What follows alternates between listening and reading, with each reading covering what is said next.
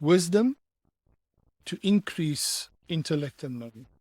In Proverbs 1 verse 5, we read, "The wise one hears and increases learning." If we can put it in another way, the prudent person listens, understands, and adds more knowledge. Have you heard of the wonder of compound interest? When you deposit money in the bank and it grows and it even multiplies, it doubles every few years. Growing and adding to your intellect and knowledge base speaks of high-valued persons.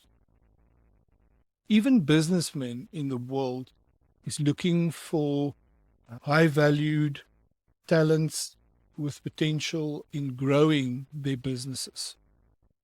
The Creator as well is looking for valued occupants of His everlasting kingdom that He can add value for His administrative workforce that will run the universe one day. Yeshua tells us in a parable, of the highlights, the value of wisdom in the increase of talents. The parable starts with a warning and urgency with all the resources we have in our disposal for the heavenly kingdom. In Matthew 25 verse 13 we read, "Watch therefore, because you do not know the day nor the hour in which the Son of Adam is coming. For it is like a man going from home who called his own servants and delivered his possessions to them." So, like a person in the world that gives responsibility to his servants, Elohim, God, also gives us responsibility as his servants in the kingdom.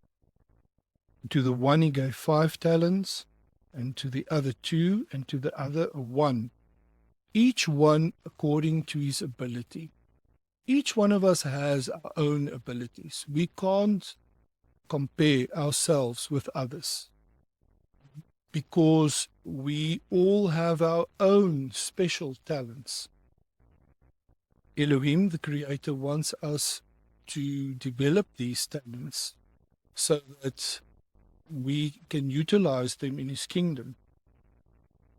He who had received the 5 talents went and worked with them and made another 5. The same with the one that had 2.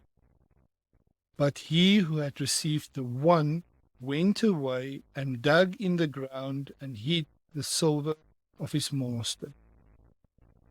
So we see that the servant that received the 1 talent had a different reality about his master.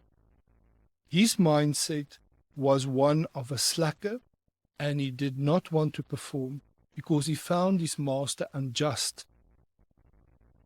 That we read in 25 verse 24, Matthew 25:24, "And the one who had received the 1 talent also came and said, Master, I knew you to be a hard man, reaping where you have not sown, gathering where you have not scattered seed. And being afraid, I went and hid the talent in the ground. See, you have what is yours."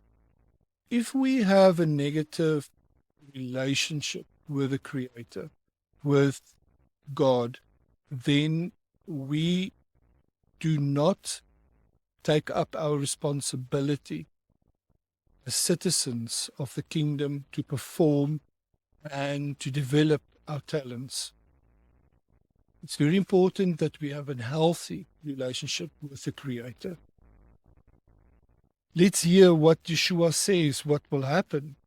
26. "And his master answered and said to him, You wicked and lazy servant, you knew that I reap where I have not sown and gathered where I have not scattered seed." This is not the reality of the true image of the Creator. It is just an example that the servant had the mindset that master was unfair. But the master said, verse 27, "Then you should have put my silver with the bankers, and also with my coming I would have received interest. Therefore take away this talent from him, and give it to the one who possesses 10 talents. For to every one who possesses, more shall be given, and he shall have overflowingly. But from him whom does not possess, even what he possesses shall be taken away. Hallelujah. Let us perform and let us renew our efforts in the time that we have on earth, in building the kingdom, adding value, and